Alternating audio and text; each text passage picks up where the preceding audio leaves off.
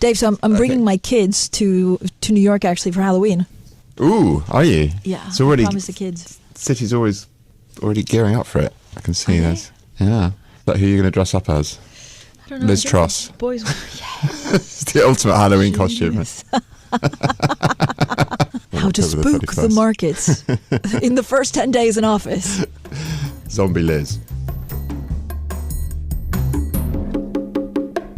I'm Francine Lacqua here in the London studio. And I'm David Merritt, and I'm in the New York studio. And we are making today a special bonus edition of our In the City podcast, because the news just has not stopped over the weekend from the Conservative Party conference, the turmoil on the markets. We thought we have to bring in the experts to really unpack it this morning. So we've got Ben Sills, who runs our government coverage in the whole of Europe, on the line.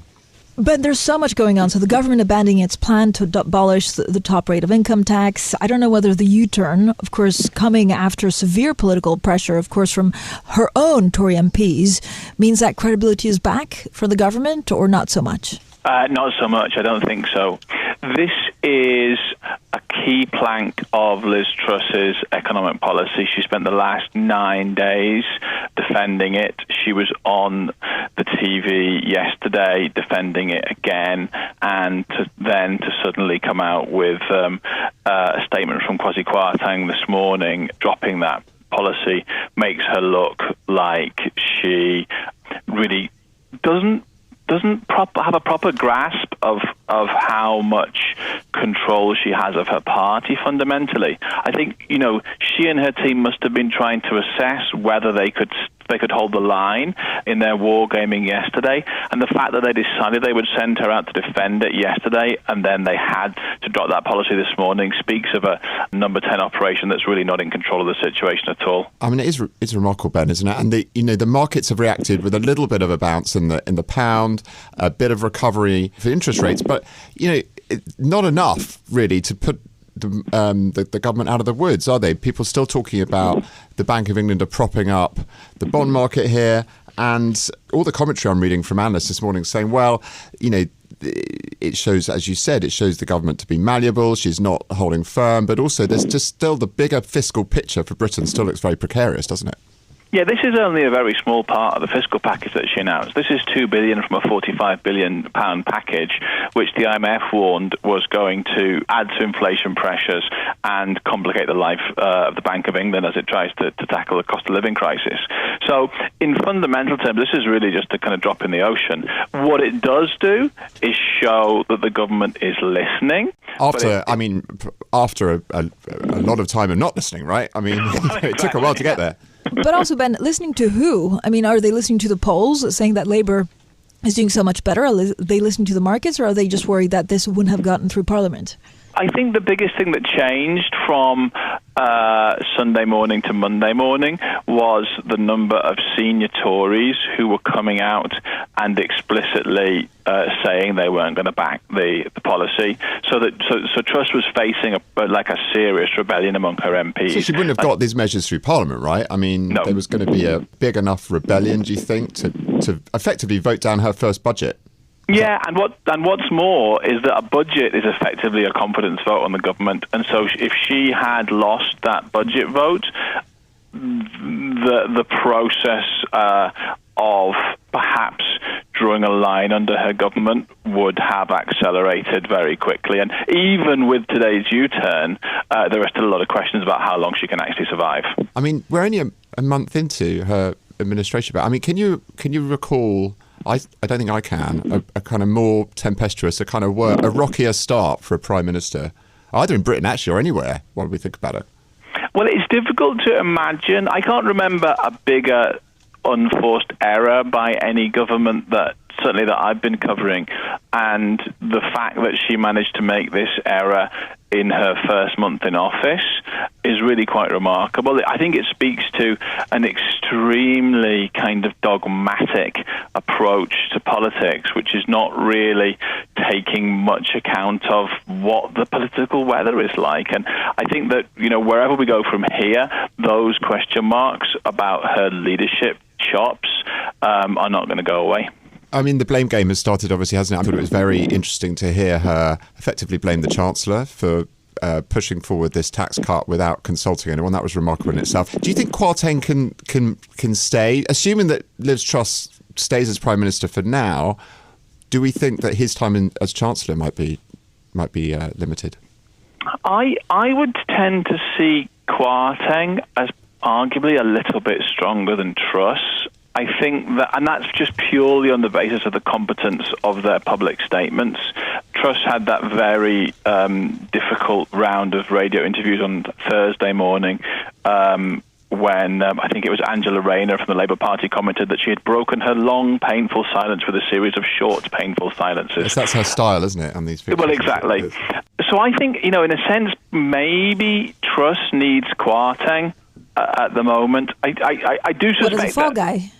Yeah, well, no, I think that she needs him as an ally. She doesn't. They're old allies, aren't they? I mean, they've co-authored a book together.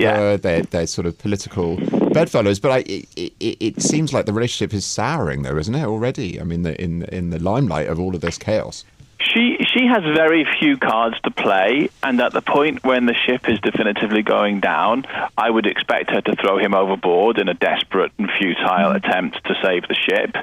But until we get there, I think she probably will be clinging on to him. Ben, thank you so much. Ben Sills there from our government team. Thank you, Ben.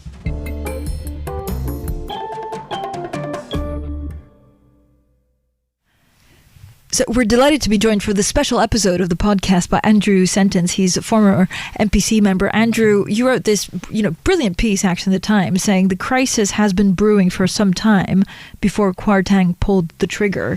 As a former MPC member, how did you live through the last 10 days? I don't think it's been a very auspicious period for UK economic policy.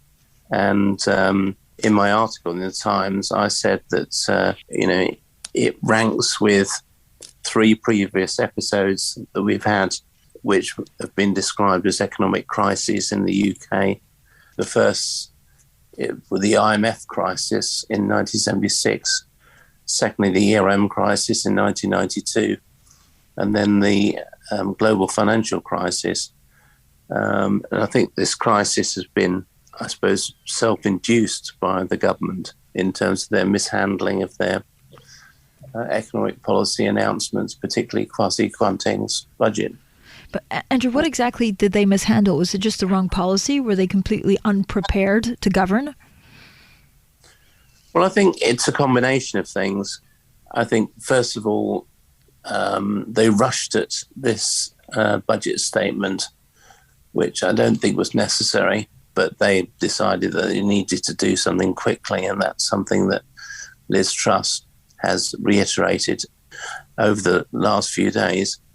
But secondly, they didn't produce any forecasts alongside their budget statement. That's quite a bad thing for financial markets and people who are looking to make a medium-term judgment.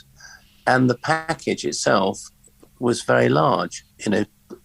By the mid-2020s, the estimate in the budget statement was that it would be a 45 billion giveaway. Now that's been reduced with the latest statement of the suspension of the 45% to 40% tax reduction. But even so, it's still a very big package. And so, Andrew, when you write, look, the crisis had been brewing for some time before the Chancellor pulled the trigger. I mean, what's the way forward for him now? Well, I think being the Chancellor of the Exchequer means you have to, be the guardian of the stability of the economy. And I think the new government's got ahead of itself, and it seems to be thinking that it's got some sort of magic wand to create economic growth. Now, those of us who have been observing the UK economy for, many decades would say you can't wave a magic wand to create economic growth in the short term. If you can do something positive, you can maybe help to create better economic growth over a period of 5 to 10 years. But that is a long period, and the Chancellor and the Prime Minister seem to think that they can wave a magic wand and create, better growth over 1 to 2 years, and that's totally unrealistic. But so what is realistic? Given the U-turn from the government, should the Bank of England now pull its own U-turn on gilt sales? Well, I think the Bank of England should stick to the job that it's meant to do, which is to keep on top of inflation. I mean, in the background to all this, we've got a massive inflation problem. Inflation is nearly 10% in the UK and could still get higher. Whether it's going to be dampened down by the government's energy price package remains to be seen. So we've still got a major inflation problem, and that should be the main issue for the Bank of England. And I think the expectation is that the Bank of England will increase interest rates quite substantially at its next meeting, possibly by 75 to 100 basis points. Market expectations are even beyond that at the moment. But Andrew, look, if you look at QT, right, and this is something that market participants are watching very closely, given last week's market meltdown, which prompted the announcement of a pause of QT until the end of the month, is a further delay now the most sensible option? We'll have to see how much these special operations that the Bank of England has announced, how long they will take to work through. I think though they have announced these measures, they've actually not had to spend as much money in supporting the bond markets as they originally said. So we just have to see. But I think the Bank of England shouldn't be thrown too far off course from its general policy of combating inflation, which is ultimately, it's probably its primary objective as the bank of the country's inflation watchdog, and that's what it should be doing. Andrew, would you call the U-turn from the government humiliating? And what does that mean for austerity coming our way? Well, I think any U-turn from a government, when it's been in office for less than a month, is probably humiliating. But they can recover from that if they learn the lessons. And I think we've seen in previous economic crises that the UK has faced that economic policy has to be adjusted. And so they may not be able to stick with the same degree of tax reductions that they've committed themselves to. And also there's a big issue about whether to keep borrowing on track. They're going to have to be quite severe with public expenditure. So I think there's some very big challenges for the current Liz Truss government down the line. And we'll have to see how they respond. Andrew Sentance, thank you so much for joining us.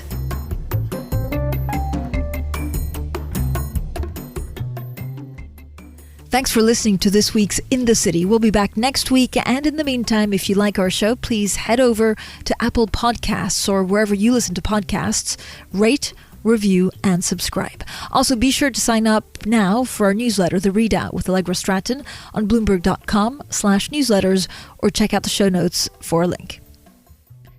This episode was hosted by me, Francine Lacqua, and in part by my lovely co-host, David Merritt. It was produced by Summer Sadi. Special thanks to Ben Sills and Andrew Sentance.